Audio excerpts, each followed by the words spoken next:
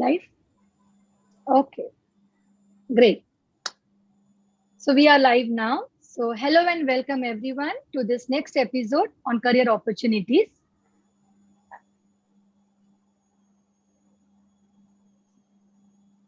And we have our speaker Harish today with us. Hello Harish. Hey, hi Shalini. How are you doing today? I'm good. Thank you so much. I hope the same for you as well. Sure. Yeah. Let me tell you something about Harish before I give the control to Harish. So let me take this opportunity.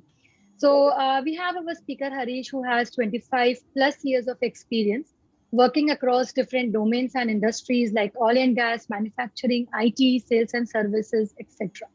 A mechanical engineer by qualification, he did his MBA, Six Sigma Master Black Six Sigma Master Black Belt, and PMP certified. Actually, there are many more to his, but I just picked up some few over here. Um, and if I tell you something about Harish, of course, you can get to know more about him via his LinkedIn profile, which we have provided in the description for you. But to tell you about Harish, which everyone doesn't know, we all know John F. Kennedy. There's one very famous quote that says, leadership and learning are indispensable to each other. Harish is the guy who believes that the beautiful thing about learning is nobody can take it away from you. And that is so true. The no matter what age you are, no matter where you are, you have to continuously learn. And I've been seeing this continuous learning as one of the most strong impact with many of the speakers that have come on my sessions. So, Harish, first of all, thank you so much for accepting my invitation Thank you. and coming to my channel with all your insights and experiences that you have gained across 25 years. And, uh, you know, uh, I can see the various industries that you have worked. So, what was your experience like with different industries and what is more close to you? Yeah, I think it is a different experience always. But again, when you look at the experience as enrichment for yourself, I think then you would enjoy it. I think that's something every job that I've taken, it has really taught me various aspects of businesses and various aspects of life also. I have met so many people during my various stints with various industries, and it's taught me a lot in my life. And I think it kind of gives you confidence that you can handle, situations better. I think that's something that I always feel when you expose yourself to, a multitude of experiences. Yeah, what's close to my heart has always been oil and gas. I think, that's the very reason why I'm on your session today. And nothing like, it's one of the most interesting, challenging, and dynamic industries where you're pretty much left alone to make a lot of big decisions, and that's the most interesting part of that job. Yeah. So you have that responsibility on your shoulders. Absolutely. And you're in the middle of the sea with really nobody to help you. So you would suggest all the fresh grads out there to explore as much as possible with different domains, different industries, different fields. Oh That yes, I think so. I think especially in your early part of your career, getting into such high pressure jobs, where you're really forced to take independent decisions. I think that kind of helps you long term in your career also to make these decisions more simple in the more conventional jobs. Because you're really subjected to some very extreme conditions which happen very often. It's not a one-off case, like in an oil and gas industry, there can be life and death situations that you have to take many times. So I think it teaches you a lot. And somebody who's looking for a challenging career and do not want to work from home, I think this is one career one really can pursue, and it teaches you a lot of things, and probably gives you many more opportunities for you in the future. so, do you think a person in oil and gas industry, specifically, often multitude as yours, having those skill sets, has to be observant enough? I think so. Yeah, I think so. You are generally more cautious because that's the way you work in an oil and gas industry. You're really working on a bomb, which can explode anytime. So being very cautious, and health, safety, and environment is one of the most critical functions in an oil and gas industry. And working safe is one of the most important things. And that's something you automatically become cautious in your life. I think that's something you really learn. Yeah, So oil and gas teaches you how to keep the environment safe and the people safe at the same time, absolutely. providing resources to the users. Absolutely. I So think you it's become very all of, conscious about your surroundings, when you work in such situations. wow. I mean, that's interesting. And really, we would like to get more knowledge about it, Harish. Oh yeah, sure. I think we can definitely do that. Let's just understand what is this about all about. I mean, yeah, I mean we have very short time, but with whatever insights I can provide you, oil and gas is a very vast field. But then let's just see whatever we can gain from the little session we have, and you can always reach back to Shalini whenever if you need more information. Yes, definitely. So let's start. Sure.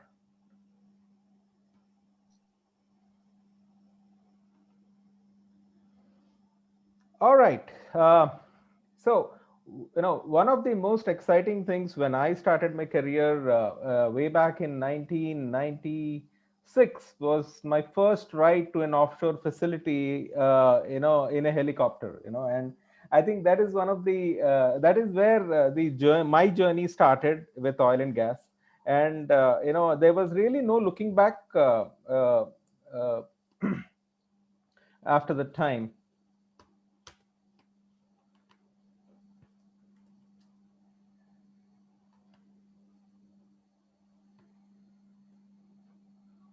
Okay, we'll just cover a brief about oil and gas industry, and then we will focus our attention more on the upstream processes, which we'll come to know very soon. And then I'll try to get you some details about drilling and the other oil field services, and what are the career options that are available in an oil and gas industry, especially in upstream. As I told you, it's a very vast industry, but it's always good to explore your options. So I mean, there are really some very large companies who control this hydrocarbon industry in the world. And the top three petroleum companies in the world are actually Chinese companies. And then the fourth one is Shell, which is more well known, I think, for us. So we have Shell in position 4. We got Saudi Arabian Oil, or Aramco, which is the American Saudi Arabian Oil Company, which is at 330 billion. Then we have BP, followed by Exxon Mobil, which are all American companies. And then Total, again a 200 billion company, and then Chevron, and then Rosneft Oil Corporation, which is probably not so famous. But then, yeah, some of these companies were also famous for the wrong reasons. For example, BP, British Petroleum, is a huge company, a fantastic company, but then it also is known for some very bad accidents that have happened in the oil and gas industry. In the early part of the previous decade, and there was a huge explosion in one of the BP wells in the Gulf of Mexico, which actually killed a lot of people, and there was a huge oil slick that took quite some years to clear. And in fact, BP faced a lot of lawsuits and fines in that process. So as I told you, it's a very sensitive industry, and while it's very lucrative, even today, I mean, oil is trading. I mean, there was a dip in the oil market, in the past 3-4 years, but it's again picking up. You can see the barrel crossing $70, which is an impressive price. So yeah, there is a lot of opportunity that is opening up in this industry, and people who are choosing their careers now, I think it's a good thing to look for these opportunities also. Um, Now, the oil and gas, industry is broadly divided. The process of, extracting oil, transporting it and refining it and getting it into your cars and your homes. I mean, it's broadly separated into three streams: the upstream processes, the midstream process, and the downstream process. Now, what is an upstream process? Upstream process is all exploration and production. We are actually extracting hydrocarbons from our Earth's crust. It can be onshore, it can be offshore, and so that's the whole exploration and production. We are extracting and producing oil from the nature, from the reserves that are available in the nature. Now, what is midstream? Midstream is all about carrying this hydrocarbon. Now, this hydrocarbon is not available in our large cities. This is something that's usually available at remote locations. So, getting that hydrocarbon and the crude either to a storage facility or into the refineries is all midstream. It's transportation of oil and gas through pipes and storing them into storage facilities if we are kind of building supply for a future demand. And then you have the downstream process. Downstream is all about marketing and distributing this refined. So one is the major component, of course, in downstream is refining this crude into something you can use in your daily life, like running your power plants or running your cars. So actually producing diesel, petrol, kerosene, aviation fuel, kind of refining this hydrocarbon into various stages, and then getting them into the market. That's your downstream process. Yeah. So our context of discussion today would be more around the upstream process, okay, where we would be focusing more on exploration and production, and how, what happens in this whole process. Okay. All right, the upstream process again, for your broad understanding, kind of subdivided into three areas. The first one is exploration. So exploration is where you are actually trying to find out a field, an oil field. You don't know whether it exists or not. So what you do is you do some geological prospect study, which involves some seismic imaging. So seismic studies are carried out where you are sending some sonars into the ground, and based on the signals that you receive back, you kind of get an idea of the lithology or the formation that exists below the ground, and that's something that is done either using aerial surveys or using ships, or in fact using some land trucks, who do these seismic studies. And once you get a rough idea that there is probably some hydrocarbon presence in that area, what you do is something called as wildcat drilling or exploratory drilling. So you actually hire a rig.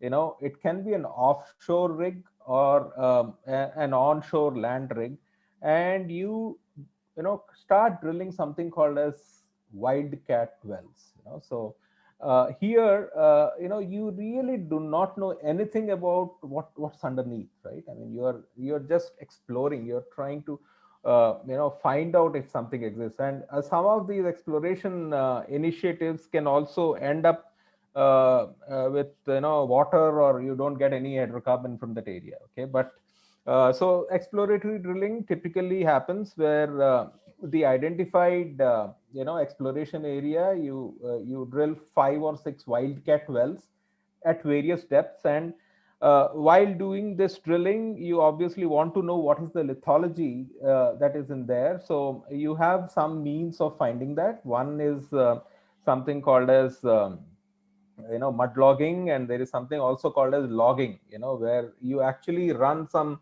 tools inside the well to find out what's there in the well. Okay, so interestingly, what I used to do as a part of my career earlier was when I was on the field was this logging, where we used to go to exploratory locations and run some set of tools which would measure resistivity, porosity, and also, and also there are some sonic tools. You kind of emit sound and receive the sound, and it kind of gives you the delay that happens between the emission and detection of sound also gives you a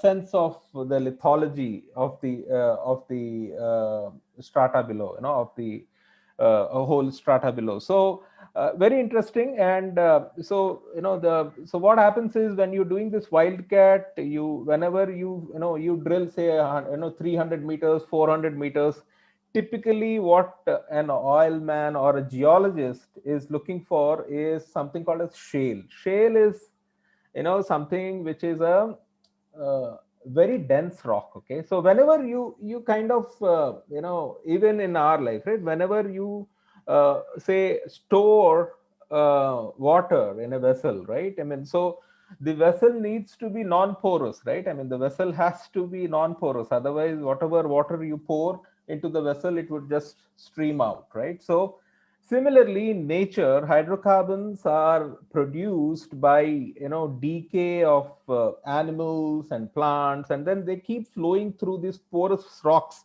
below the Earth's crust. And it will keep flowing till it actually finds a boundary, a non-porous rock formation. So whenever you are drilling a wildcat well, and you see, when the geologist is looking for these pieces of rock that come out, and he finds that he's hit shale, there is a chance that once you drill further, there may be a reservoir. It can be a water reservoir, a gas reservoir, or something which contains hydrocarbons. But that's what you'd be looking for. So that's exploration. And then the second piece is, actually, once you explored and you found from your wildcat wells that there is presence of hydrocarbon, or inside the formation, then you would go ahead and start planning to develop this field. So this would involve obviously drilling. You are creating new wells, and then once you create these wells, you also have to build platforms over these wells, so that you can have these well control equipment on these platforms. Okay, so whenever you have an oil well, obviously it's got a lot of pressure. So there is needs to be a lot of control on this pressure. The pressure can be because of the gas, or because of the fluid itself, which is under pressure, and it is trying to flow out naturally because you created a vent in the field, right? So there has to be a lot of pressure control equipment that is installed once the well is ready. In fact, even while drilling, you have to be extra cautious of what you're doing. And there are a lot of pressure control equipments that are used in rigs when this process of drilling happens. Okay, so suppose you are drilling and you hit a gas reservoir, so the gas would just try to come out because you put a hole there, right? So you have to compensate so whenever you're drilling, you have to make sure that you have some counterbalancing pressure to counterbalance any such eventuality. So you have something called as a mud column, that is maintained, and mud keeps flowing as you keep drilling. So when the mud column ensures that there is some counterbalance pressure that is available through the column to counter any pressure that comes out of this well.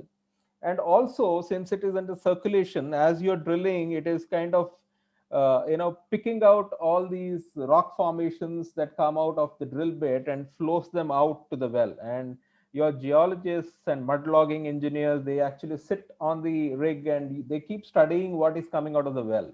That gives them a very good indication of the lithology. What is the type of rock formation that is there? Obviously you're looking for porous rocks.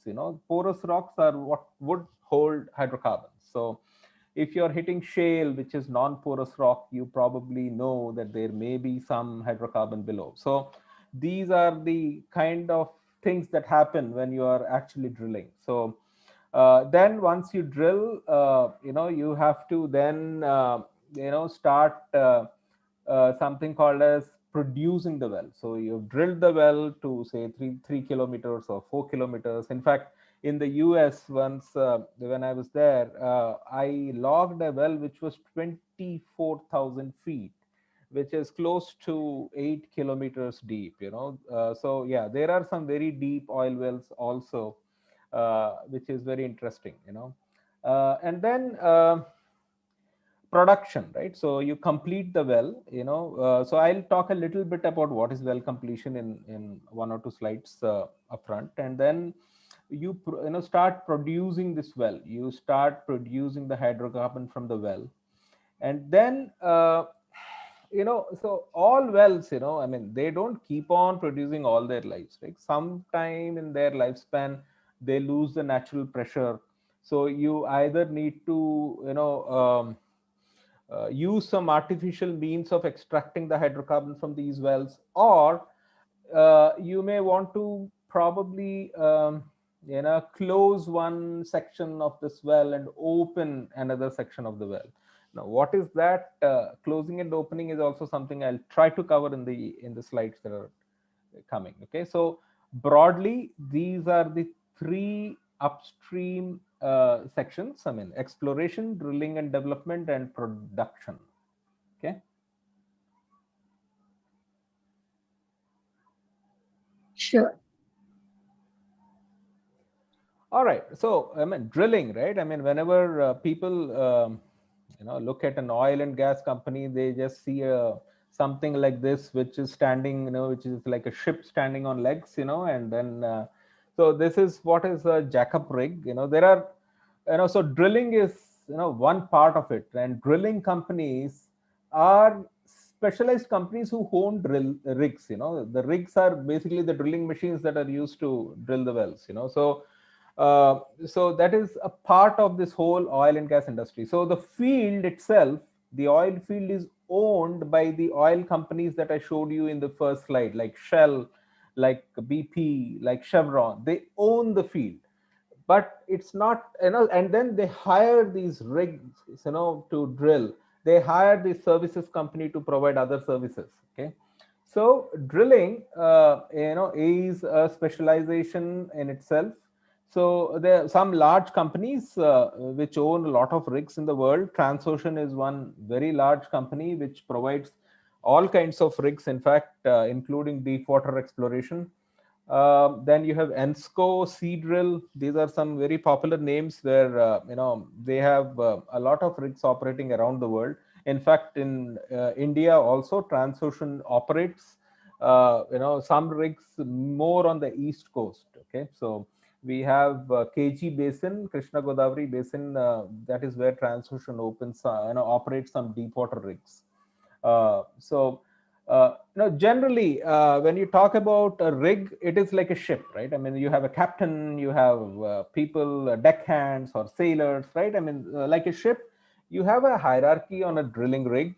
So the people who are actually working on the deck, are called as rustabouts. Okay, they are the people who kind of so you have a crane operators also on the rig. Okay, so whenever something comes, you need to shift equipment. So the roughnecks, the rustabouts are the guys who are the manual hands who do all the work of tying shackles and getting stuff on the boats and picking stuff from the boats and all that. Okay, so that's where the hierarchy starts on a rig. And then the people who are on the rig floor, so there is a rig floor where the actual drilling happens. Okay, so and the people or the hands on the rig floor are called rustabouts.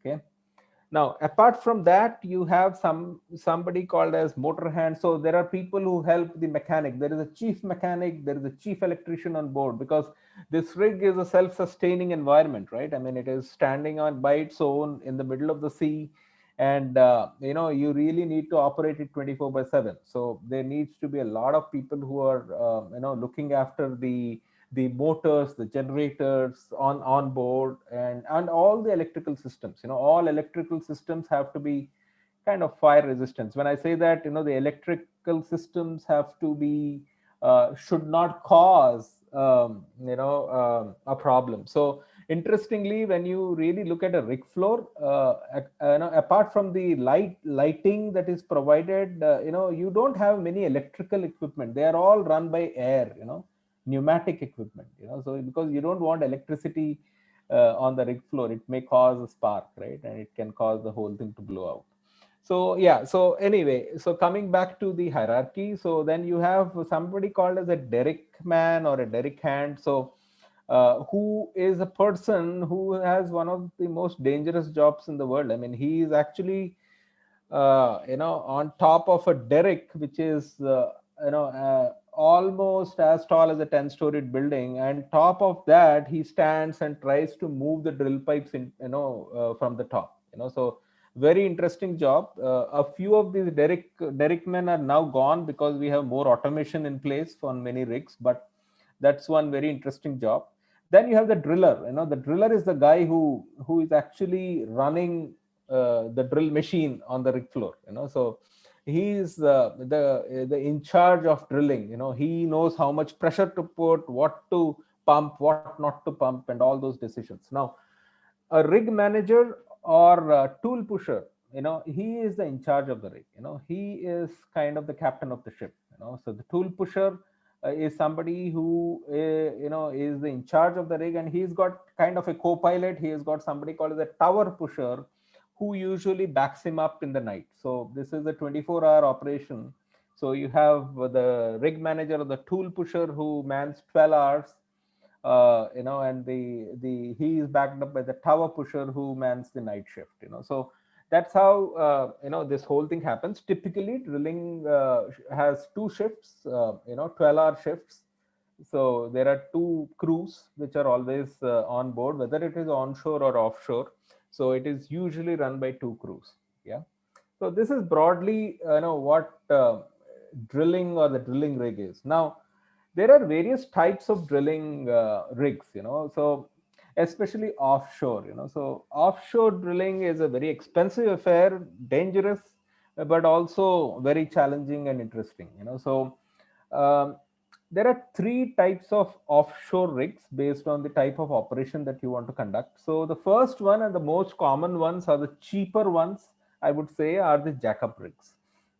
So the jackup rigs are actually rigs which are actually standing on 3 or 4 legs, and those legs go all the way to the bottom of the sea, like you can see here. So I mean, if you really look at it, while this appears to be a very sturdy structure, a jackup rig has its limitations. The limitation would be the water depth, right? So it has to stand on its legs, and the legs go all the way to the bottom of the sea. So they have a restriction of about 150 meters. So up to 150 meters of water they can be used. So they can be jacked up in up to 150 meters of water, and they can perform this drilling operation. Now, typical jackup rigs, can be used for depths of up to 9,000 meters.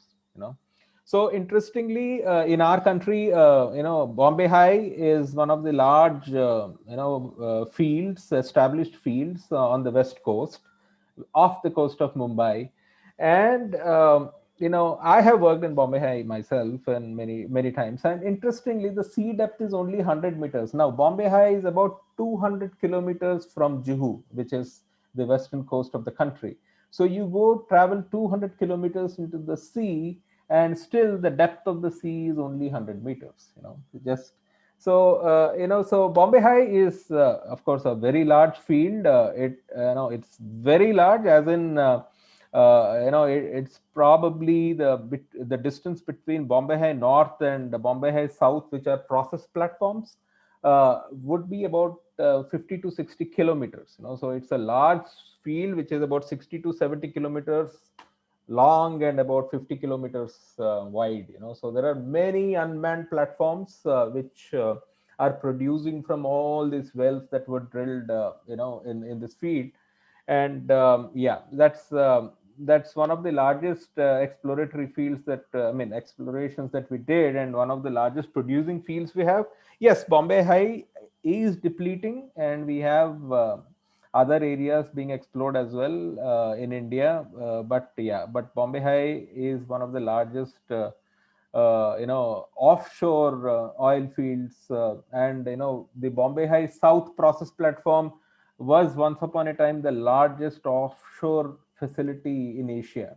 So it's a very big structure that's in the sea. So the second type of rigs that we have are semi-submersible rigs. Now, semi-submersible rigs can operate up to 3,000 meters of water. So you can actually use them for deep sea drilling, and they can go up to 10,000 meters depth. So we have deep sea drilling more on the east coast of India, if you take India's perspective. And we do have some semi-submersibles from Transocean which are operating on the east coast. Now, when you really have hydrocarbons which are very deep, then you really need to use something called as a drill ship. Now, drill ships are actually ships, and they need to be anchored on all sides to, so that they are arrested at one place. And even after you do that, in rough weather, the ship can wobble. So, in order to, prevent any accidents, you really want a stable surface, when you're drilling, because as I said, you cannot, you are actually drilling, and there can be you are actually drilling into very sensitive fields. So in order to maintain the rig flat, there is a gyroscope that is used, so in a floater you actually have the rig floor, which is really not impacted by the swells of the ocean. Very interesting. So it is actually, it always stays horizontal, while there can be a lot of swells in the ocean. So yeah, drill ships can go up to 12,000 meters.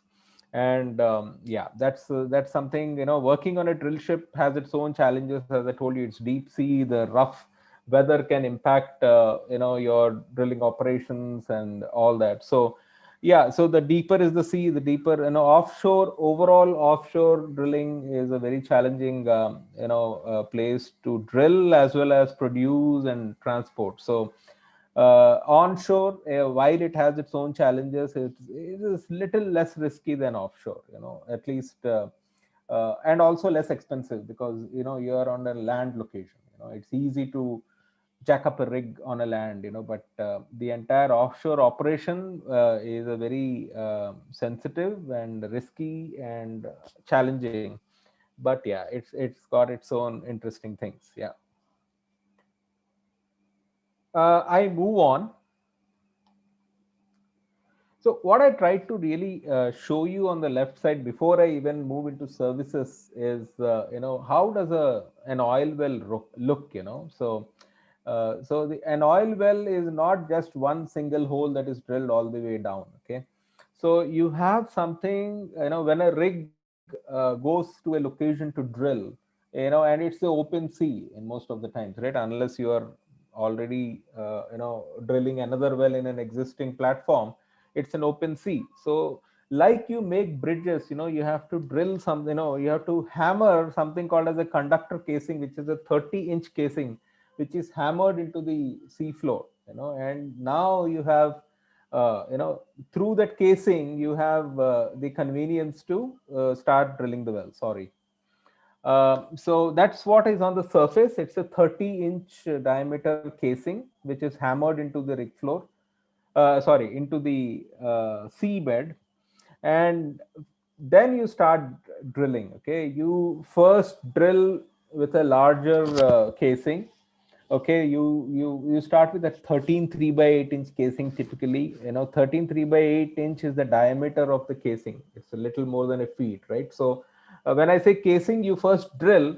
Once you drill, see, if you leave the hole like that, it will collapse, right? So you have to prevent the hole from collapsing. So you put something called as a casing, after you drill.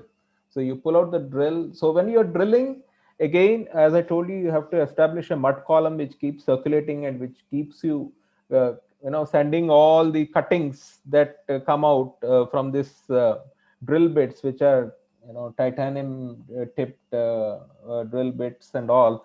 So so these cuttings come out, and then you kind of also do all this logging and all to find out the lithology.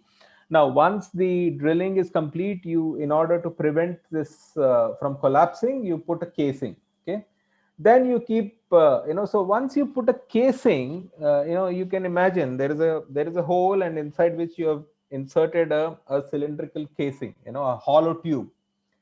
So there, and then in order to fill the gap between the casing and the hole, so the hole is bigger and the casing is smaller, so there will still be a gap. You pump cement to fill that casing, fill the gap between the casing and the hole. Now, why do you want to do that is very interesting. You can just leave the casing, right? It's not going to allow the well to collapse anyway.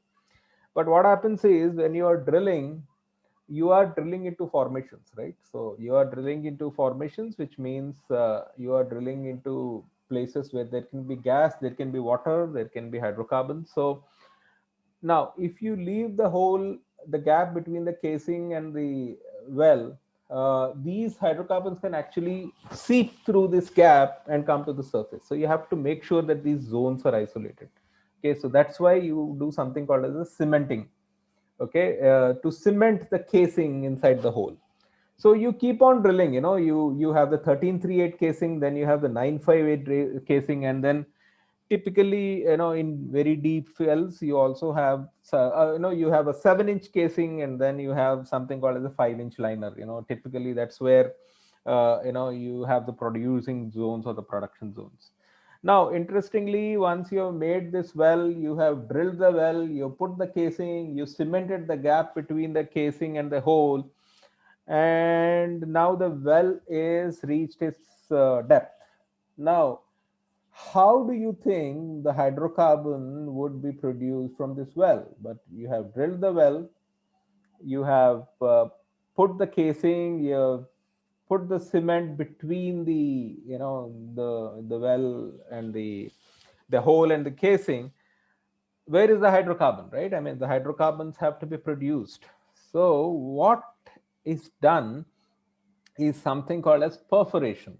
Okay, perforation is again a service that is provided. Either this is done either using something called as wireline, where you have these hollow guns.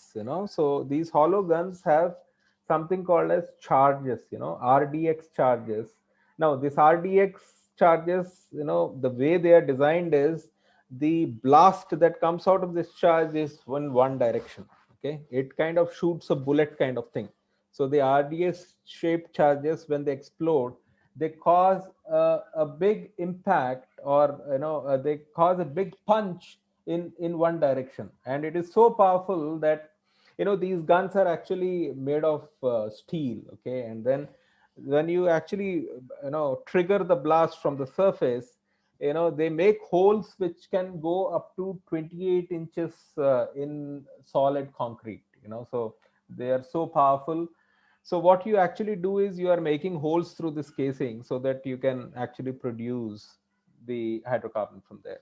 Obviously it's not so easy as it sounds, but in the interest of time, obviously we will kind of understand this is how an oil well looks. And then you also have something called as tubing, which is inserted into this well, and then you have something called as a packer, which kind of is a plug. So you have a plug, and through that you stab the tubing, and below that you have the hydrocarbons that are being produced, and they will flow through this tubing to the surface. Okay, and on the surface you have the wellhead equipment to it's called as a Christmas tree, and there are a lot of valves that are there to control the flow of this well. So you can shut a well, you can open the well.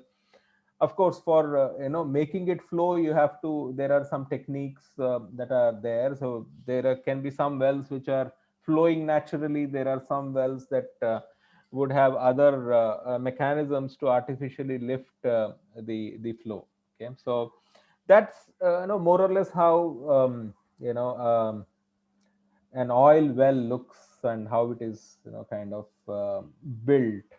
Now, coming to services. Now, apart from drilling companies which own all these rigs, you have a lot of these services, and for understanding these services, understanding a well was very important. That is why I covered this.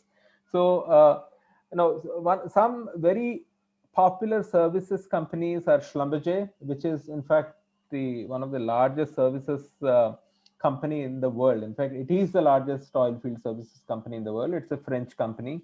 Then the second largest company is Halliburton, which is an American company based out of Houston. And then the third company is Baker Hughes. The third largest oil field services company is Baker Hughes, again an American company. Schlumberger is known more for this logging, where you are actually trying to find the lithology of this formation. They were actually pioneers in this technology of logging. Okay, that's how they started, and now they have grown into various other services, and they are, one of the largest companies to work for in this space. So services, so you have something called as well control services, where suppose a rig is drilling and it has encountered a pressure. It's just called as a kick, and you have to control the kick. You have to control the well from blowing out. So you have companies which are specialized in that. So those are well control companies. Then you have companies for mud logging. Now mud logging is a thing that is one of the first means of finding lithology of the formation. So as I told you, whenever you're drilling, you're keeping a column of mud and you're drilling, right? So and you're having these pieces of rock that are drilled coming to the surface, and these rocks are actually analyzed for porosity, for various properties, and you can actually determine where you're drilling, what kind of lithology are you drilling, right? So mud logging is essentially a service that is provided to understand the lithology while the drilling is happening. Then you have cementing. Now cementing is the process that I just told you, where you're trying to pump cement between the well and the casing, right? So cementing by itself is a very specialized service. In fact, Halliburton started as a cementing company and then diversified into the other services.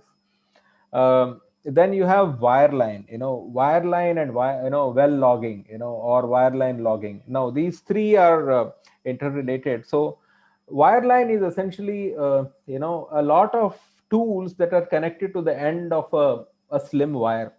So that wire either has got an electrical conductor inside, so that you can communicate to the downhole tools that you are putting in the well, or it may not have the conductor also. So typically wireline logging is something where you have all these very interesting sensors I told you about: the electricity, the electric sensors, the porosity sensors, the sonic sensors. All these tools are connected to a wire line, which is essentially an armored cable, which has got conductors to communicate to the tool on the bottom, and then the other end of this cable is connected to something called as a wireline unit, which has got the software and the hardware to receive signals from these sensors in the well, and actually start recording information, and so that's what is wireline all about. And wireline is wireline logging is about obtaining the formation information to the surface. And a wireline is also used for perforation, where you are actually connecting a gun at the end of this cable and allowing it to drop to the into the well, and you are kind of doing something called as a correlation to align this gun at the right depth, and you're firing this gun so that it makes holes in the casing, at that depth. So that's the other use of wireline. And then wireline is also used for studying existing wells. There is something called as production logging, where you can actually use a very slim wireline to go into wells that are flowing, and you can actually study how is the flow, what is the pressure, what are these wells producing. And these perforations or formations that I'm talking about, there can be more than one. So you can have a formation which is at a depth of 3000 meters to 3002 meters, Then you may have one more producing formation which at a depth of 2900 to 2902. So there can be multiple zones or formations that produce hydrocarbons in the same well. Okay. So so that's how the wireline by itself is a business. And there is also something called as slickline services, where you don't really have any electrical conductor. You just put some mechanical tools at the end of a wireline and go and open walls, close walls, very mechanical operation. But one of the most cheapest forms of repairing or maintaining existing producing wells. That's slickline operations. And then you have something called as coil tubing, some where you have so these wells um, need not be vertical. Okay, these wells need not be vertical. So while you may start a field with vertical wells, you soon have to drill into formations to produce anything. So you have a lot of these deviated wells. Now to create deviation when you're drilling, that itself is a very interesting operation. So you have something called as directional drilling services. Now, Schlumberger, Baker Hughes, Halliburton, all of them have got directional drilling services. So they actually use very specific tools to connect at the bottom of this drill, and some of them have self governing motors also, which actually turns the bit. So these are all used for directional drilling. Directional drilling is again a very specialized field, which is a part of the services that are offered. Then you have something called as measurement while drilling or logging while drilling. So logging by itself was conventionally an operation that was carried on wireline, but nowadays to shorten time they are just connecting these tools to the drill when they are drilling, and you actually start receiving information about the lithology on the surface. So that is logging while drilling. That itself is a service. So these are some of the very common services that support the drilling operations and overall kind of help us in drilling as well as repairing existing wells. So that's pretty much a quick brief of what are these services. And major service companies, Schlumberger, Halliburton, Baker Hughes, but there are many others who do not have the entire gamut of services under them, but they may be specialized in mud logging. For example, OFI is a mud logging company, but they only do mud logging. So yeah, there are lot of such companies who have very specific things. But Halliburton, Baker Hughes, and Schlumberger, they have invested a lot, and they have R&D centers where they have actually specialized skills in providing all these services. Skills and techniques and tools. So that's services.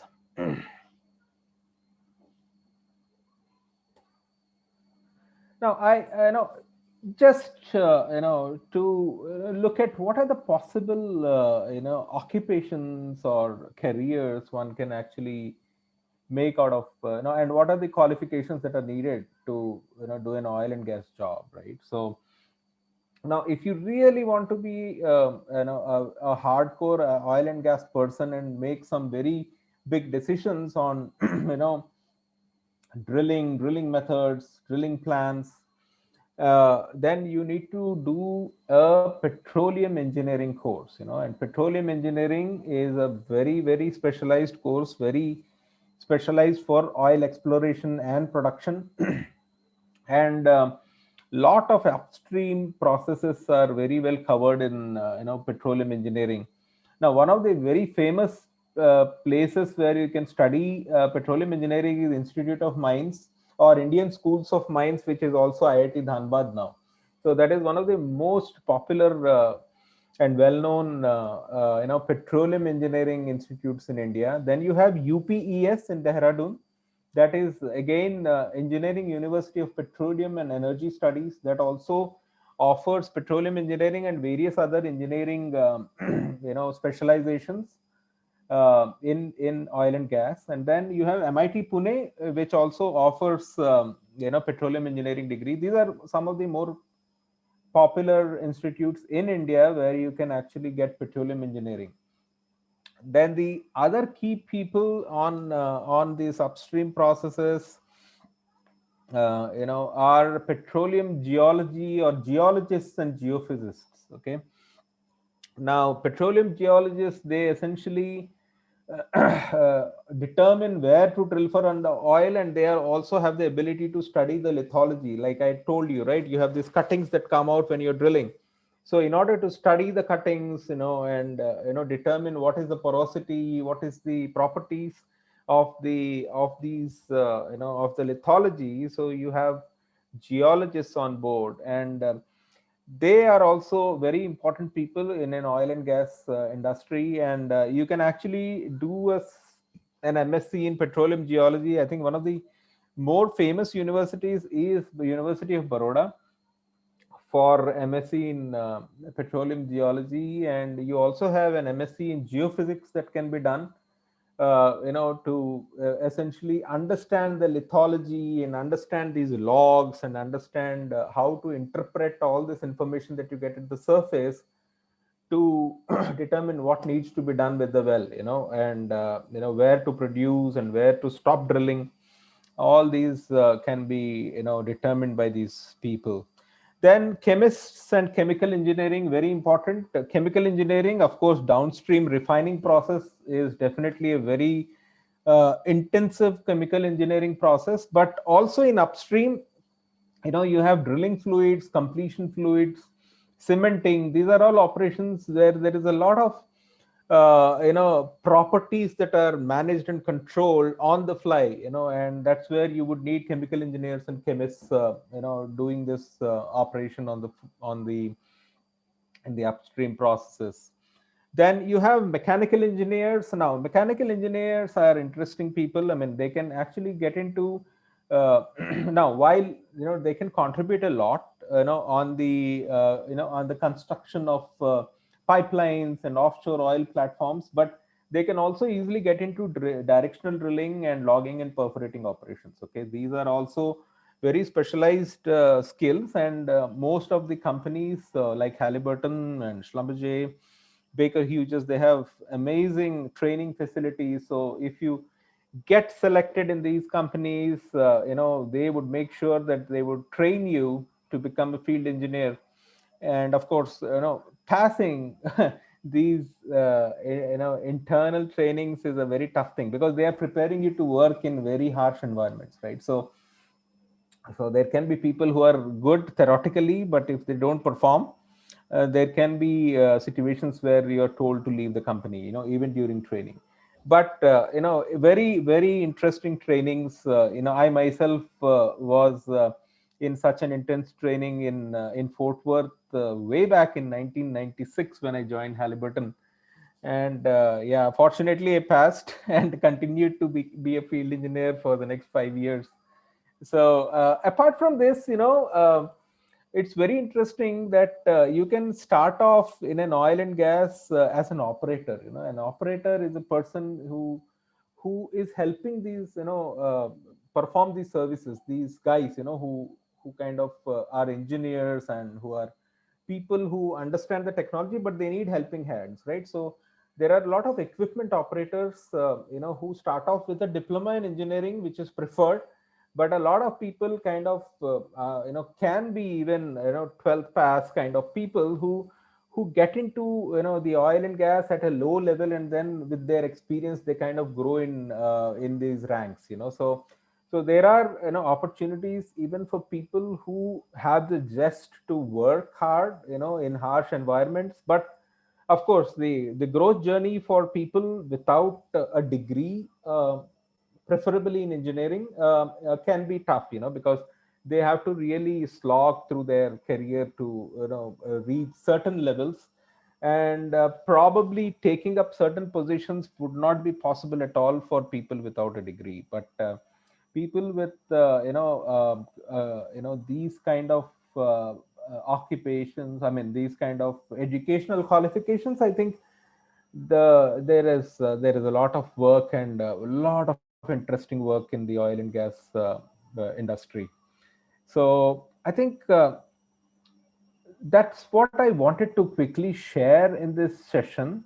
I know it's, if I keep talking about this, this will go on. I can take a session for for a day at least, to cover the basics. But I think, I just prepared myself to give you a very brief introduction to what is this oil and gas, what is this upstream, and probably give more insight to the things where I personally work. I think that was the intent of giving you this information.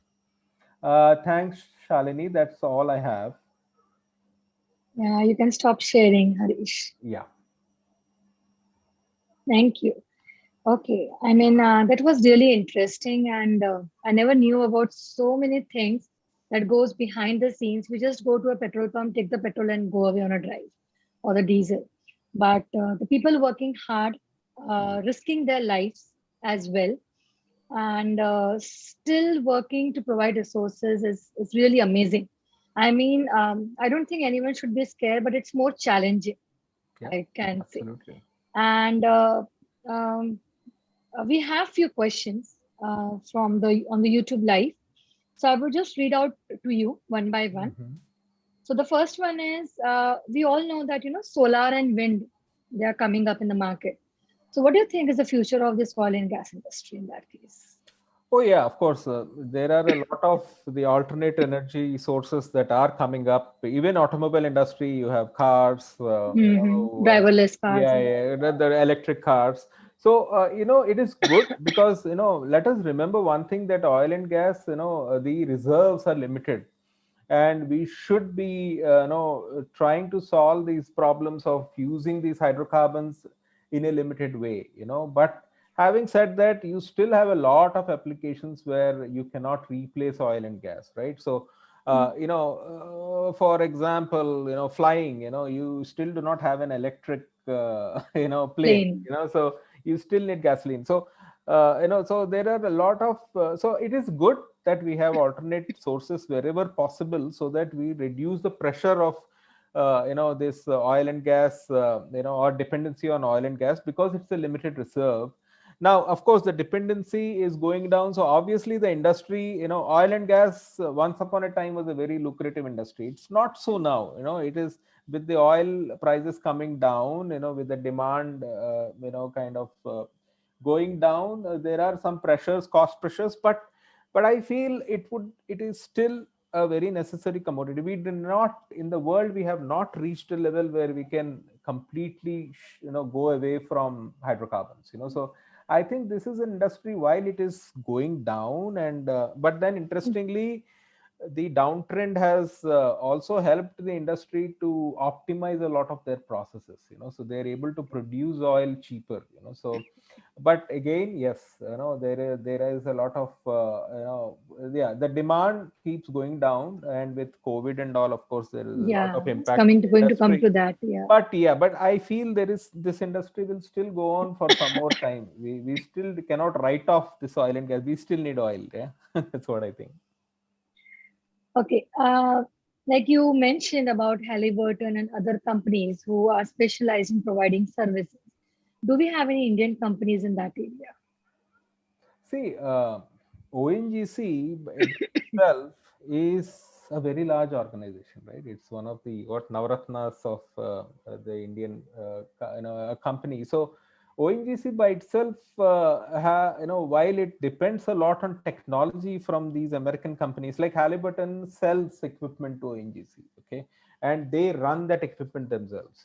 So while technology wise, I feel we depend a lot on technology from outside, both in drilling and exploration, and these service companies. But ONGC, Oil India, they have a lot of workforce which is quite competent to run services themselves, and they look for getting equipment or buying equipment. Like ONGC owns certain rigs themselves, and interestingly, in my time at least, there were two rigs that were indigenously developed in India, and they used to operate out of Bombay offshore. So I'm sure even now, so there is indigenous technology in drilling. There is well, logging and a lot of these other services that I mentioned. I think we still depend a lot on these American and French companies. Yeah. Sorry, I have a little cough, so I went on mute. This is a very interesting question. Is this industry male dominated, or do you have options for girls? Yeah, so that's a very interesting question, and unfortunately, in India, um, at least till my time, women were not allowed to work on an offshore facility. Okay, but having said that, I have also kind of run operations in Rajasthan.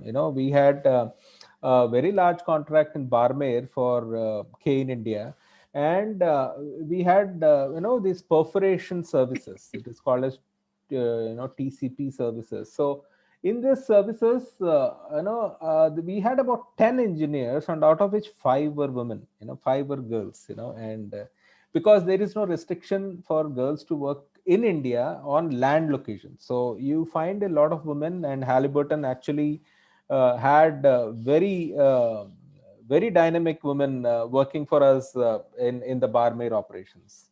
Yeah. So, but outside there is no such restrictions. You have a lot of women working, outside our country in offshore facilities as well as in onshore facilities. And then apart from this, there are a lot of office jobs also, like studying a log, making interpretation out of a log, running a software to make interpret a log. All these things are back office jobs. And yeah, you if you are a petroleum engineer and you don't want to work on onshore, you still can, offshore, you can still add a lot of value. Yeah, choice given to me is fine. Right. So if I want to work offshore, so Yeah, there are chances I can. you can So, outside this country. okay. And I can see that, you were talking about drilling and all. So don't we need civil engineers over there or not required? Well, yeah, of course. I mean, see, more than civil engineers would be required. Then this can be structural engineers, I would say. Structural Yeah. engineers would be required to, erect these offshore platforms, design these offshore platforms. L&T, for example, makes all these offshore platforms. So there's a lot of structural engineering that is involved in creating this platform, which can, stand in the middle of the sea, and it has to essentially brave the nature's fury, and all that. So there's a lot of structural engineering that is involved. Yes, for sure. And you did talk about diploma holders, BSc. Yes. Um, I mean, if I talk about BCom and BA, they might not work uh, at par with the chemical engineers or stuff, but then we do have other options for in those companies.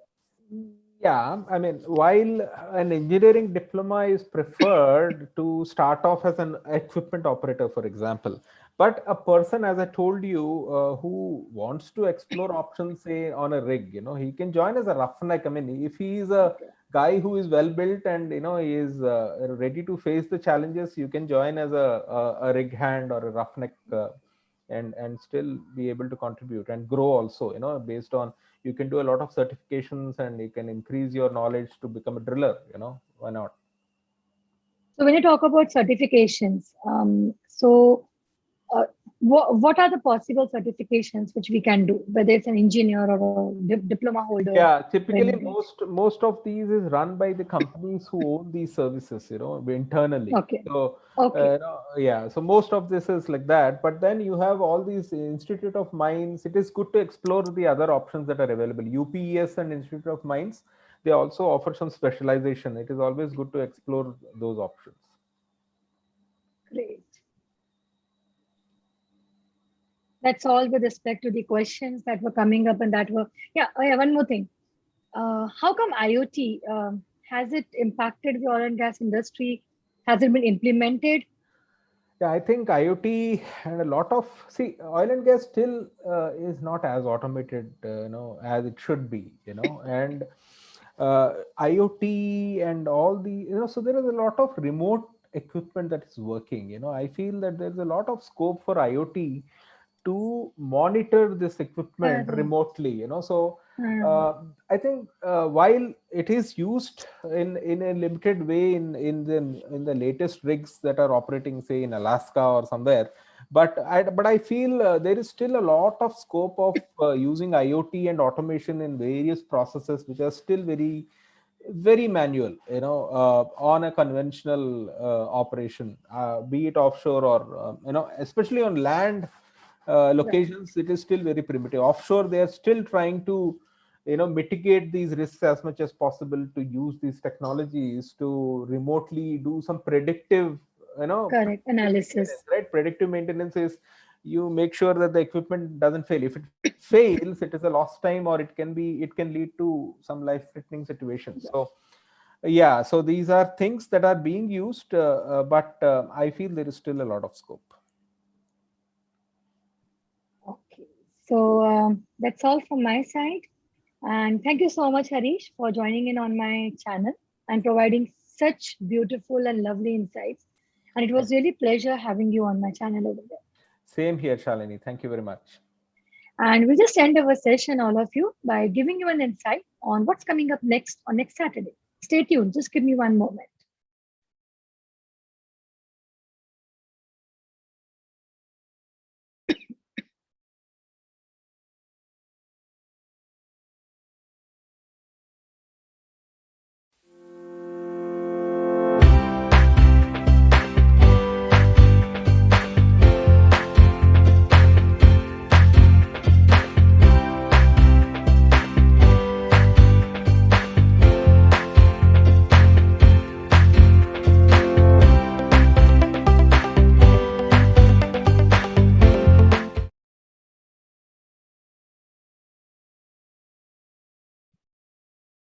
Thank you so much, all of you, and see you all next week with one more speaker who is a writer as well. So, bye bye and have a nice evening.